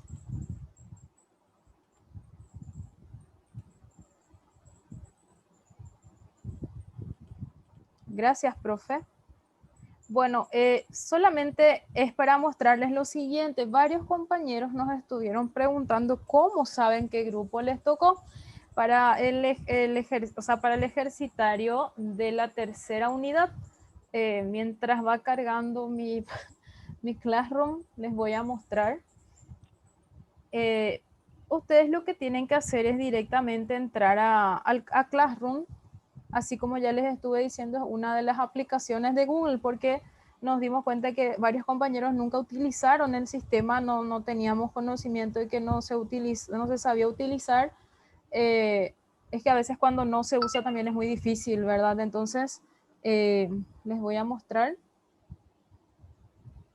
Al menos en mi caso, yo que estoy en el Classroom como profesora, a mí me aparecen solamente los cursos que en este correo, los cursos que yo estoy dictando en este correo, ¿verdad? Y aquí ustedes tienen que hacer nada más lo siguiente, tienen que entrar a trabajo de clase y en esta partecita van a encontrar una pestaña que les va a decir tareas pendientes. Ahí van a encontrar las tareas, o bien pueden hacer lo mismo, pero entrar también a trabajo de clase. Ustedes entran directamente y ya les aparece, una vez que entran a su Classroom, ustedes están arrobados como alumnos dentro de este espacio. Entonces, cuando ustedes entran al Classroom, tienen que ver primeramente en estos 9 puntitos que le aparecen acá, ¿verdad? Siempre al entrar a Google, si es que la cuenta con la que ustedes se inscribieron, con esa cuenta es la que utilizan en el Google, entonces ahí ustedes entran y van a encontrar. Si no encuentran aquí, pueden irse aquí a más de Google Workspace. Entonces ahí tienen que entrar. Classroom es una aplicación que ya está instalada en el Google, no hay que instalar nada, no tienen que descargar nada, es directamente entrar a Google, porque algunos me dicen, yo no puedo descargar Classroom. No, es que no hace falta descargarlo, directamente entran ustedes a los servicios de Google nada más para poder entrar, o bien también pueden entrar y se van al Drive, porque en el Drive hay una carpeta donde les va a decir Classroom, y ahí en esa carpeta de Classroom pueden entrar también y ahí van a tener todos los materiales. Es otra forma también rápida de acceder a los materiales, porque cuando terminamos el pasado noviembre, si llegamos a eliminar o archivar el curso, entonces a ustedes no se les van a eliminar los materiales, sino que se les van a quedar los materiales en el Drive del correo con el cual ustedes se han inscrito, ¿verdad? Entonces, si ustedes entran, lo primero que van a ver va a ser el tablón, y en el tablón van a encontrar todo ordenado así de acuerdo a lo que yo voy subiendo. Normalmente soy yo la que subo porque la cuenta es mía, es la cuenta de la universidad, y utilizo esta con ustedes de modo a poder alzarle toda la cantidad de archivos necesarios y suficientes, porque la cuenta que yo tengo no es ilimitada. Entonces puedo alzar la cantidad, porque si es en Gmail normal hasta 15 gigas nada más se puede utilizar. Por eso nada más que uso esta cuenta. Y entonces aquí ustedes entran y van a ir viendo todo lo que tenga este simbolito así. Estos son los materiales que vamos alzando. Y ustedes, para poder ver todo de manera más ordenadita, se tienen que ir a trabajo de clase. Y en trabajo de clase, en esta columna van a encontrar todo por unidad. Acá, por ejemplo, les volví a colocar lo de hidrostática, que fue el curso anterior. Aquí tienen todos los materiales de hidrostática, tanto los enlaces a la clase como los materiales que habíamos usado. Esto les coloqué por ahí si es que alguno de los compañeros no estuvo en el curso o no tuvo acceso al Classroom. Entonces aquí les coloqué todos los materiales, tanto los ejercitarios como PowerPoint y demás.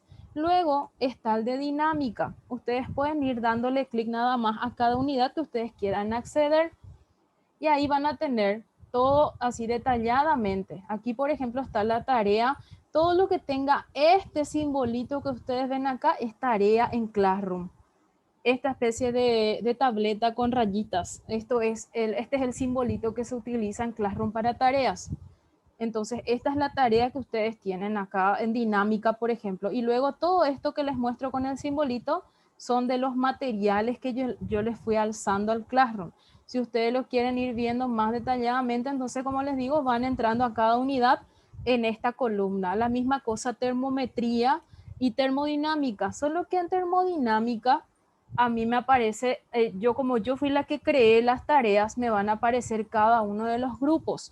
Pero ustedes cuando entran a termodinámica solamente les va a aparecer su grupo, solamente les va a aparecer una única tarea. Y la tarea la denominé así, por ejemplo, aquí, a ver, acá, tarea 3 grupo 12 termodinámica. Acá, por ejemplo, algunos compañeros fueron dejando sus nombres como para que se puedan comunicar entre ustedes, ¿verdad? Para la resolución o para realizar el ejercitario que les pedimos. Acá en mi caso, por ejemplo, a mí, como les dije, me van a aparecer todas las tareas porque yo las creé todas, ¿verdad? Pero en el caso de ustedes solamente les va a aparecer una única tarea en termodinámica. Y la misma cosa voy haciendo en óptica geométrica. Siempre yo los sábados les alzo todos los materiales y acá, por ejemplo, ya está la clase 7 que es la grabación del jueves, ¿verdad? Y les va a aparecer de nuevo con este simbolito. ¿Por qué? Porque a mí cuando yo les doy cargar, si se fijan aquí en trabajo de clase, en crear, lo que yo hago es siempre crear materiales. Siempre lo que hago es crear materiales y en la parte de tarea, crear tarea. Solo eso. Así nada más voy haciendo para que no tengamos confusión también con lo que se va cargando.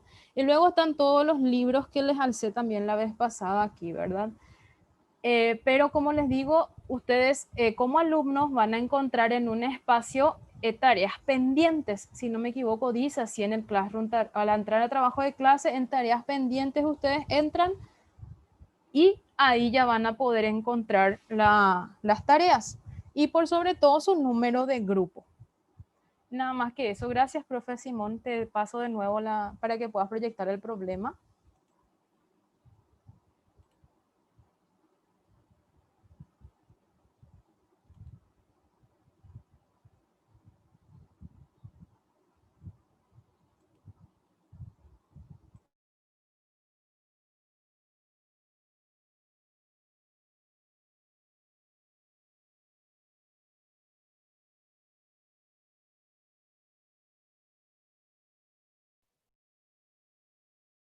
Creo que en este problema vamos a tardar un poquito más.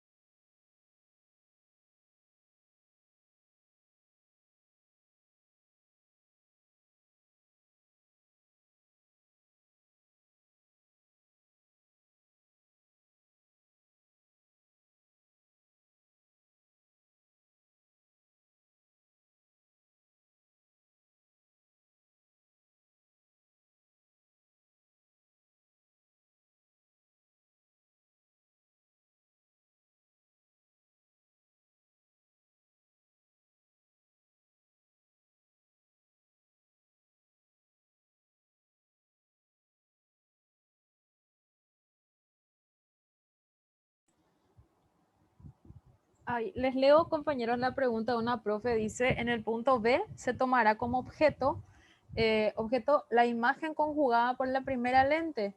Sí, así mismo, porque en este caso tenemos que tomar, cuando tenemos siempre el sistema de dos lentes, una de las reglas que se utiliza es que siempre para la segunda lente el objeto sería la imagen proyectada por la primera lente.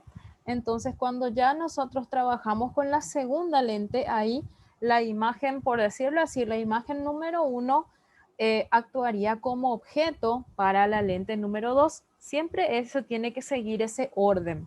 Siempre se tiene que trabajar de esa manera.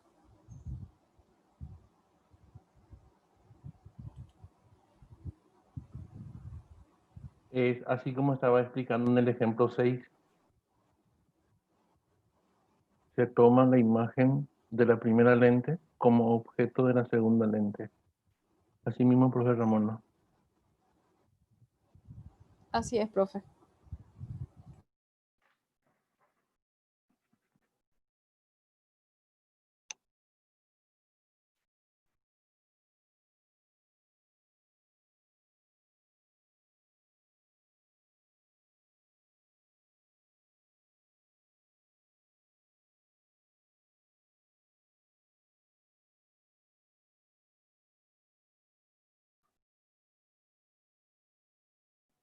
Sí, profe Alberto.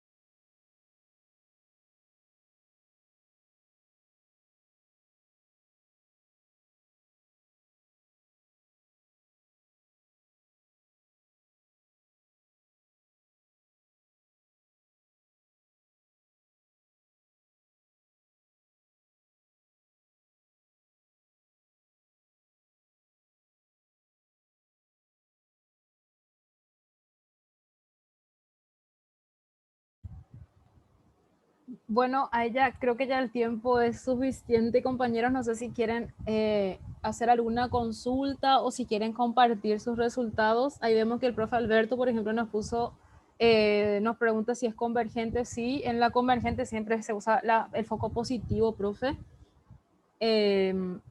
La profe Nardi nos puso que le salió a 50 centímetros en la primera lente la posición.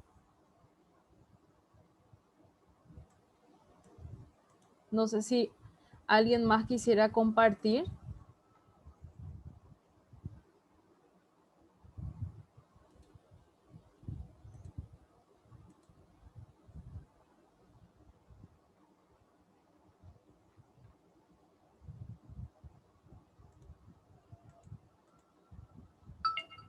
o si nos quisieran, consultar algo también, compañeros, adelante, les escuchamos.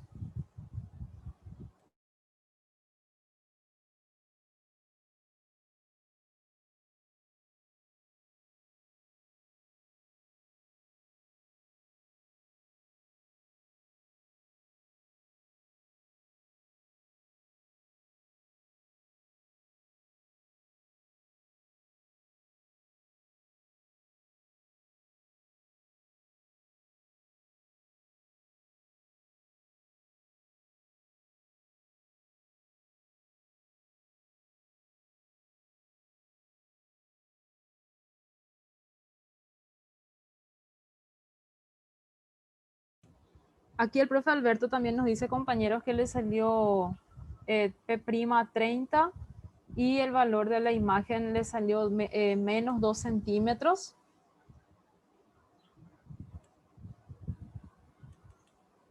Tengan en cuenta la segunda pregunta que les dice a qué distancia de la lente anterior habría que colocar una segunda lente convergente.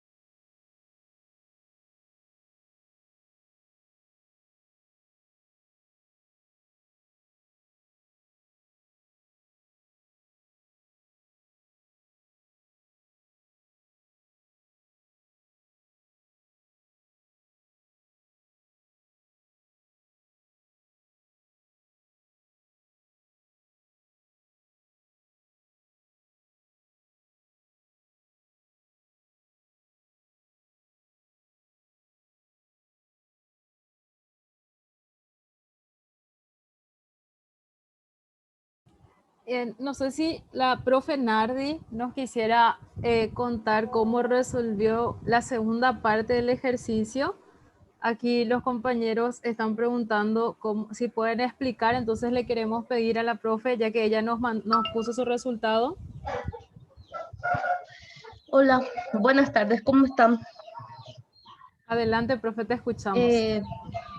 Como el problema decía que a qué distancia de la lente anterior habría que colocar una segunda lente convergente de 20 centímetros de distancia focal para que la imagen final se formara en el infinito. Y en el caso de que se formara en el infinito es también el que decía que era impropia. Por lo tanto, esa situación era cuando el objeto se colocaba sobre el foco de la lente convergente. Y como la posición de la imagen que iba a ser objeto para la segunda lente está a una distancia de 30 centímetros. Y su foco de la segunda lente es de 20. Por lo tanto, la distancia que quedó esa imagen para la primera lente, que se convirtió en objeto para la segunda, y para que sea una imagen que se va a formar en el infinito, tenía que estar sobre su foco, que es de 20 centímetros.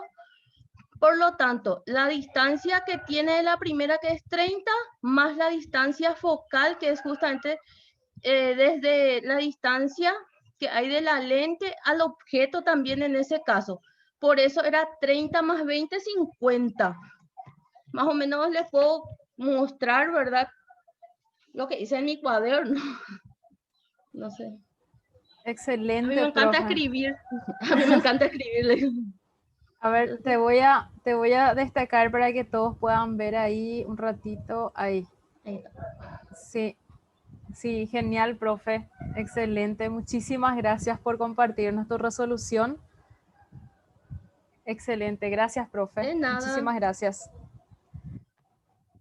Bueno, entonces, ahí ya que tenemos la resolución de la profe como ejemplo, entonces yo ya quiero pasar para que no nos gane el tiempo.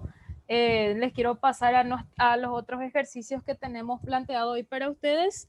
Luego, al terminar el curso, el profe Freddy y el profe Simón ya les van a dar algunas novedades del curso de matemáticas que recién nos enviaron los documentos la gente del IFD. Entonces, ya ellos le van a estar comentando al final del curso del día de hoy. Bueno, yo quiero hacer con ustedes este ejercicio que les comenté acerca de la ecuación de la invariabilidad de la frecuencia de la luz.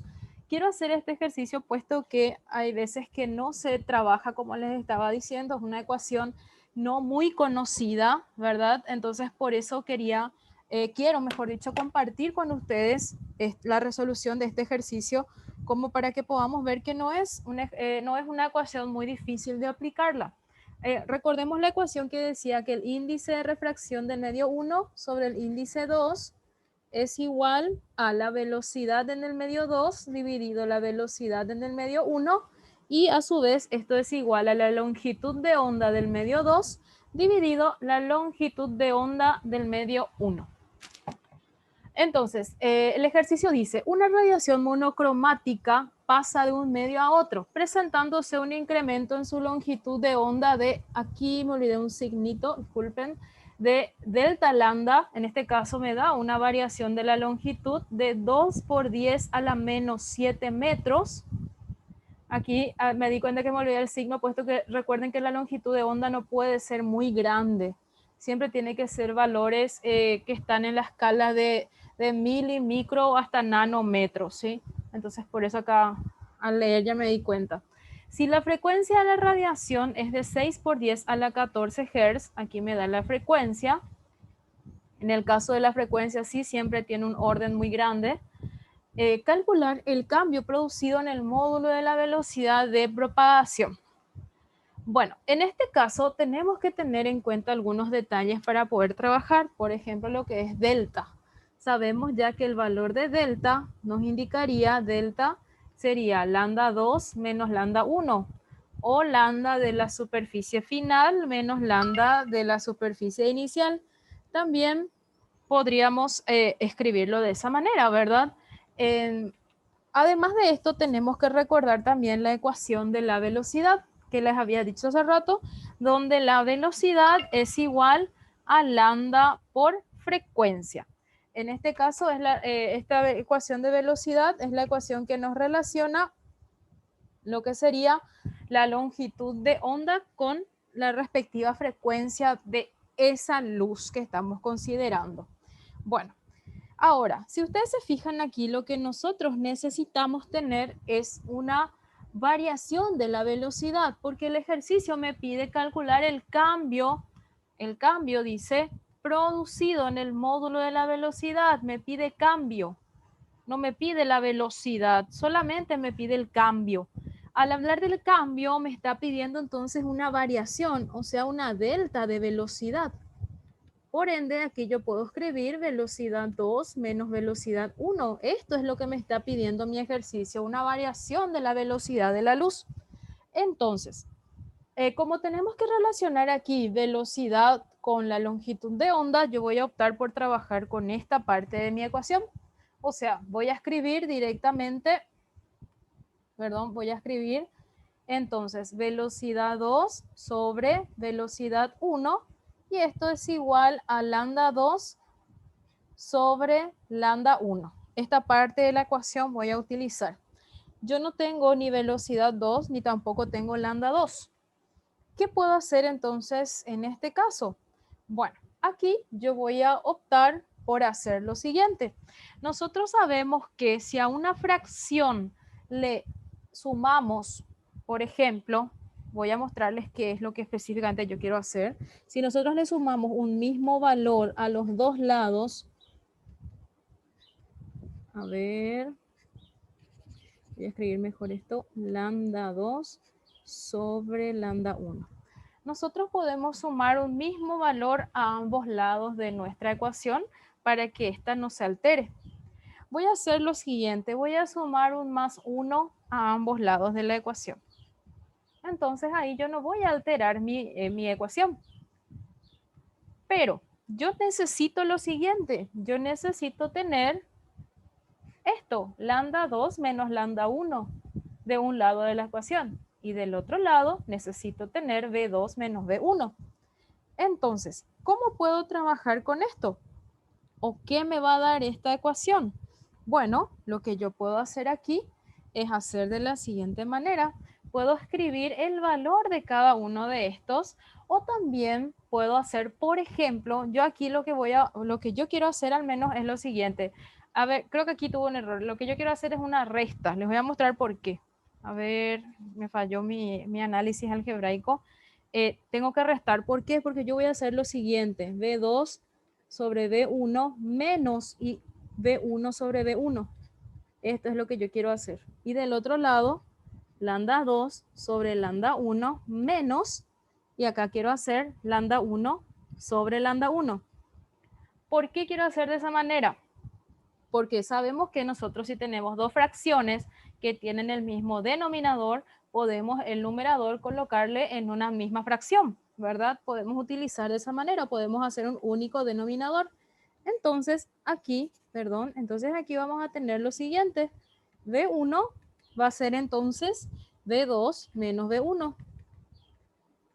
Y del otro lado, lambda 1 podemos hacer lambda 2 menos lambda 1. Podemos colocar de esa manera.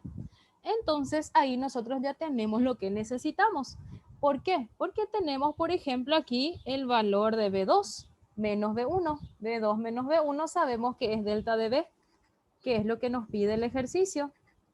Y lambda 2 menos lambda 1 es delta de lambda. Y ese valor nos da como dato el ejercicio. Otro paso, en vez de hacer esto, que a veces quizá, pensando nada más en los chicos, a veces quizá esto que yo hice acá, de restar a ambos miembros un mismo número para que no se altere la fracción, les puede costar, ¿verdad? Pero aquí pueden hacer lo siguiente, en vez de B2, colocar el despeje nada más, el despeje que sacamos de aquí y el despeje que sacamos de aquí. Eso también podemos hacer, ¿verdad? Nada más que yo acá, no, ahora al resolver recién me di cuenta de que podríamos haber hecho eso también de una forma más fácil, ¿verdad? Bueno, y aquí tengo que hallar delta de la velocidad. Entonces voy a tener V1 por delta de lambda sobre delta 1. Por tanto, yo puedo tener lo siguiente, V1 sobre lambda 1 por el valor de delta de lambda. Si vamos a la ecuación que estábamos teniendo, ya aquí vemos que V1 sobre lambda 1 me puede dar la frecuencia 1, que en este caso sería la frecuencia de la radiación que nos da el ejercicio, es decir, 6 por 10 a la 14 Hz. Entonces aquí yo puedo colocar lo siguiente. Puedo decir entonces que mi variación de velocidad es igual a la frecuencia por la variación de la longitud de onda. Entonces mi variación de velocidad sería 6 por 10 a la 14 Hz multiplicado por el valor de delta de lambda, que era 2 por 10 a la menos 7 metros. Ambos están en el mismo sistema. Entonces podemos ya hacer una multiplicación directa. Ambos están en el sistema internacional. Por tanto, aquí me quedaría 14 menos 7, me quedaría 6 por 2, 12. 12 por 10 a la séptima sería, porque sería 14 menos 7. Entonces ahí yo tengo una variación de velocidad de 12 por 10 a la séptima metros por segundo. Y de esta manera entonces yo ya tengo ahí la respuesta que necesito para este ejercicio. Es una forma, no sé si muy práctica la que yo utilicé aquí, pero es una forma de resolverla también, ¿verdad? Teniendo en cuenta que el ejercicio no me pide hallar la velocidad, sino hallar el cambio de la velocidad que sería la velocidad 1, velocidad 2 menos velocidad 1. Eso es lo que me pide este ejercicio en particular. Bueno, y ahora voy a pasar a un siguiente ejercicio, en este caso un ejercicio de refracción. En el ejercicio nos dice, un rayo de luz pasa de un medio 1 en el cual su velocidad es de 8 por 10 a la séptima a otro medio 2 en el cual su velocidad es de 6 por 10 a la séptima metros por segundo. Si el ángulo de incidencia es de 53 grados, o sea, este valor aquí, alfa, es de 53 grados, aquí, calcular la desviación que experimenta el rayo refractado. Y aquí ya el ejercicio me indica qué es lo que tengo que hallar, porque ya me da el valor de la, o sea, ya me indica la desviación, porque sabemos que todo esto que está aquí es mi ángulo de refracción, pero el ejercicio únicamente me pide esto, me pide el valor de tita, o sea, solo me está pidiendo el valor del ángulo de desviación o el ángulo de desvío. Bueno, y como ven, en este caso no me da los valores de n, no me da los valores del índice de refracción. Entonces tengo que optar nuevamente por esta ecuación. Y aquí podemos ver la relación que hay entre, o sea, no la relación, sino la facilidad que nos puede dar o que nos puede otorgar utilizar esta ecuación, porque entonces nosotros un ejercicio normal y común, fácil, por decirlo así, de refracción, lo podemos transformar a un ejercicio ya de complejidad 2, colocándoles esta ecuacioncita a los chicos. En vez de darles índice de refracción, le damos entonces lo que son las velocidades. Por ende, nosotros sabemos que el índice 1 por el seno del ángulo de incidencia es igual al índice 2 por el seno del ángulo de refracción. Entonces, mi índice 1 estaría de este lado, como se muestra aquí, y mi índice 2 estaría de este lado. Entonces, ¿cómo yo hallo el índice 1 o cómo yo sé cuánto vale el índice 1? Bueno, en este caso yo tengo solo las velocidades. Como solo tengo las velocidades, entonces, a ver, un ratito.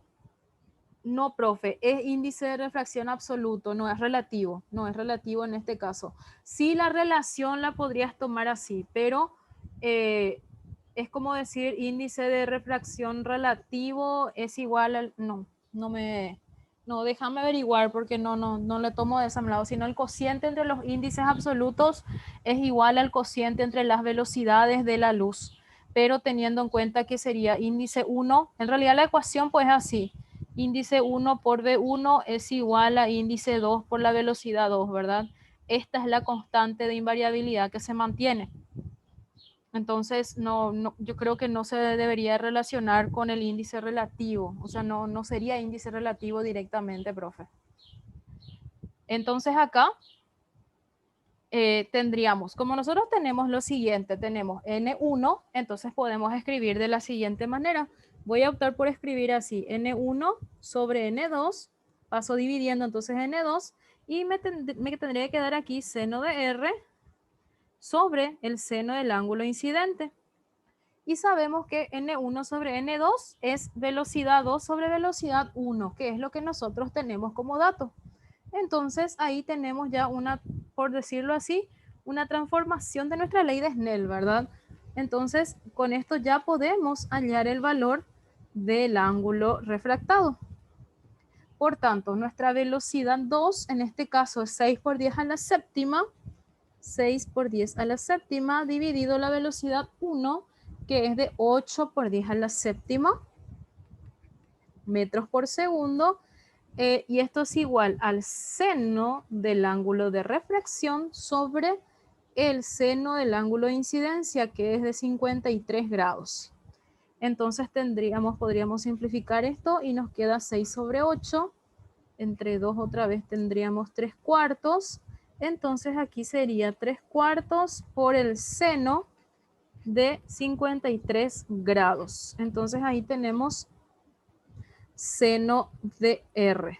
Como estábamos haciendo hace rato, arco seno de toda la expresión de 3 cuartos por el seno de 53 grados, esto me va a dar mi ángulo de refracción.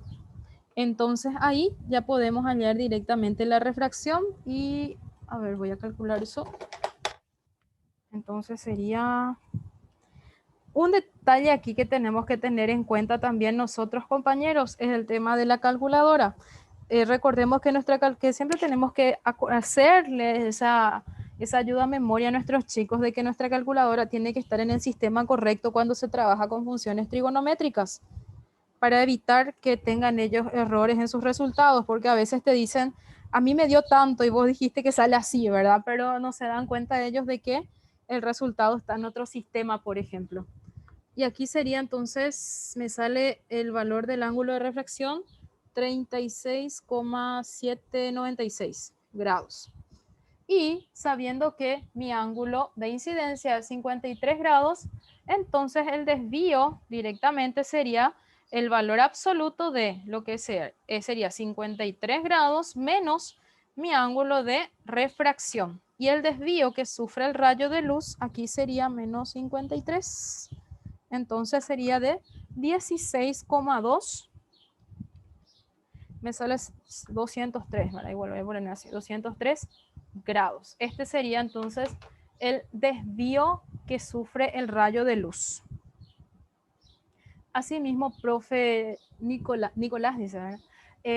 Asimismo, profe, tendría que ser siempre en DEG, ¿verdad? Lo que sería sistema sexagesimal para nosotros. Siempre trabajar de esa manera. Porque si la calculadora está en radianes, nosotros sabemos que cualquier otra cosa va a salir el mismo resultado, excepto las funciones trigonométricas, ¿verdad? Entonces ahí es muy importante siempre hacer esa aclaración cuando entramos en esta parte. Créanme ustedes que hasta los chicos de la universidad les cuesta muchísimo trabajar con esto, con el tema de la calculadora, porque no lo tienen arraigado, ¿verdad? A ellos les cuesta lastimosamente el uso de la calculadora. Entonces, si nosotros desde el colegio le vamos ya enseñando todo esto, entonces ya quedaría ya como algo bastante aprendido para ellos, ¿verdad? Profe Patricia, en este caso, el ángulo de desvío se toma en valor absoluto.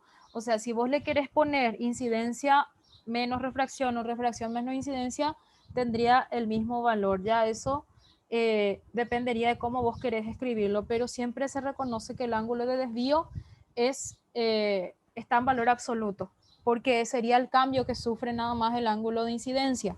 El ángulo de desvío sería el cambio que sufre el ángulo de incidencia. Entonces, por eso es que se toma como valor absoluto. Pero sería interesante, por ejemplo, una pregunta para decirle a los chicos, ¿se aleja el rayo de luz cuántos grados o se acerca cuántos grados a la normal, por ejemplo, si queremos tomarle a ellos el tema de los conocimientos, ¿verdad? Si es que ellos se dan cuenta qué es lo que pasa, por ejemplo, si el ángulo les sale positivo o les sale negativo, ¿verdad? Pero se acostumbra el ángulo de desvío a colocar siempre en valor absoluto.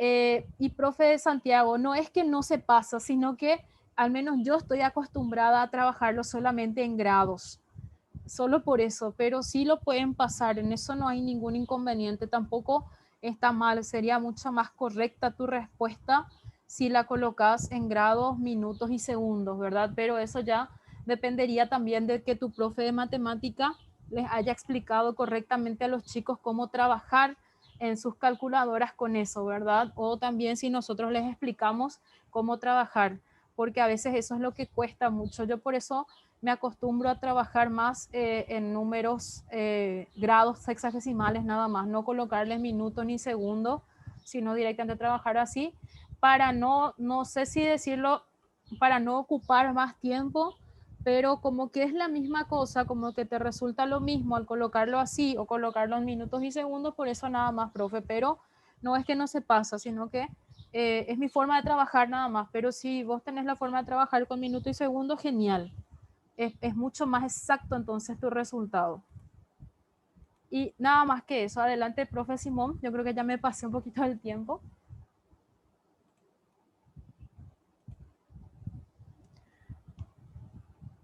Y nada, excelente la clase de hoy. Espero que a los compañeros le haya llenados. Con esto cerramos el módulo de óptica y la otra semana tenemos ya el módulo de evaluación y educación inclusiva aplicada a la física. Entonces el jueves estaríamos trabajando en educación inclusiva por el método DUA aplicado en física. Voy a trabajar yo con ustedes y con los compañeros y Freddy, y el sábado va a estar trabajando con nosotros el licenciado Edelio Ramírez, que es especialista en evaluación educacional. Él estuvo acompañándonos durante todo este tiempo también en la parte de redacción, evaluación de los indicadores de los planes de plataforma. Sabe mucho de evaluación, por eso yo le invité para el curso y va a estar trabajando con nosotros el día sábado para poder cerrar este taller, este curso de 100 horas.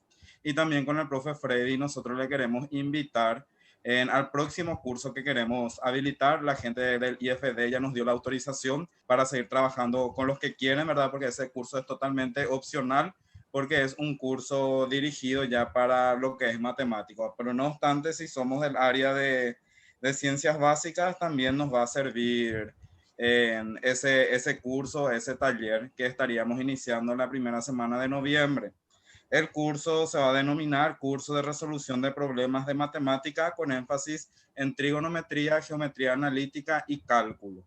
Entonces, todo eso que aprendemos en ese taller también podemos aplicarlo en lo que es física, y los disertantes vamos a ser nosotros tres, y también vamos a ver si nos incluimos algo pedagógico, ¿verdad? Que les pueda servir también para el área de matemática. Y la parte promocional ahí Freddy ya les va a mencionar. Gracias, profe. Yo les quiero comentar que el costo del curso para los nuevos compañeros, o sea, para los nuevos inscriptos, nuevos le vamos a llamar a aquellos que no han participado de este curso. El costo es de 150.000, la misma cantidad de sesiones, la misma cantidad de horas, 100 horas, válida para certificación. Pero para los que han participado ya, o sea, están participando de física, el costo sigue siendo 130.000. Pero para los nuevos es 150.000.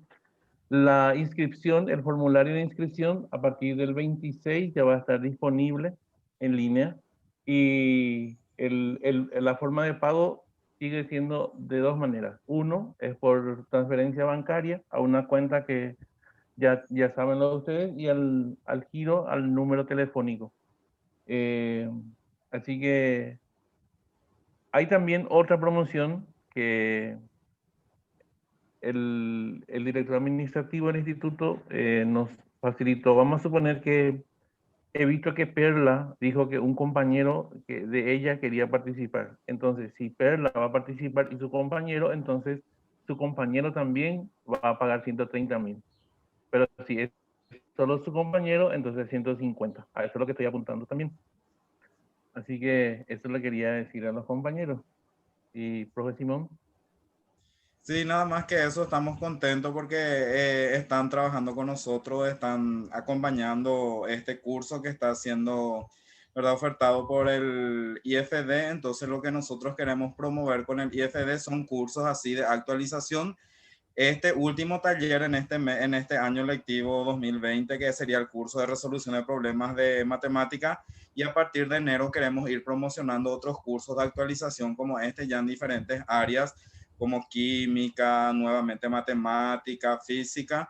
Y también nosotros como IFD en la próxima semana le vamos a estar mostrando las ofertas educativas que vamos a tener, como ya los profesorados y las tecnicaturas y profesionalizaciones que vamos a estar contando dentro del IFD. Entonces eso me voy a encargar yo de hacer extensiva la invitación la otra semana. Eso sí, dentro del área de ciencias básicas tenemos pensado en el IFD habilitar el profesorado profesionalizado de ciencias naturales y ciencias sociales para los que están interesados, pero eso después vamos a ir conversando más adelante. Solamente eso le quería comentar, y gracias por estar con nosotros hoy más en una tarde de aprendizajes, porque como siempre les digo, todos los días aprendemos algo nuevo que nos puede servir para nuestro trabajo en sala de clases. Ahí preguntó Nardi, ciencias básicas. Bueno, les quería comentar que ciencias básicas va a tener un ajuste en la malla curricular. Por eso es que solamente en todos los IFD podemos ofertar ciencias naturales. se está trabajando con la malla curricular de ciencias básicas con énfasis en física y con química desde el MEC, por eso solamente tenemos autorizado para poder ofertar ciencias naturales. Ahí también leyendo el mensaje del profe Juan, dice, profesorado en química, a mí también me encantaría poder aprender algo de química. Yo lo único que manejo es la parte de física moderna y química nuclear, que es básico solo para físicos. Así que si de por ahí los compañeros se animan a algo de química, porque sí ya leí varias veces que los compañeros estaban solicitando química, entonces yo sería apoyo técnico, porque lo mío son las matemáticas y la física nada más. Así que muchísimas gracias, compañeros, nuevamente por acompañarnos en este caluroso sábado y gracias por acompañarnos en estas 8 clases de resolución de problemas. Quisimos hacer con ustedes un curso muy diferente a lo que se estaba acostumbrando. Siempre teníamos esa idea latente y desde hace muchos años yo tengo esa idea desde que terminé mi licenciatura en física y por fin encontré personas como el profe Frey y con el profe Simón que se puede trabajar y que son expertos también en el área. Entonces, les agradezco a todos ustedes por haberse animado a participar con nosotros de este curso y esperamos seguir dándoles lo mejor de nosotros también para que podamos ir aportando un granito de arena a la mejora de lo que es la enseñanza de estas materias tan complicadas para todos nosotros, ¿verdad?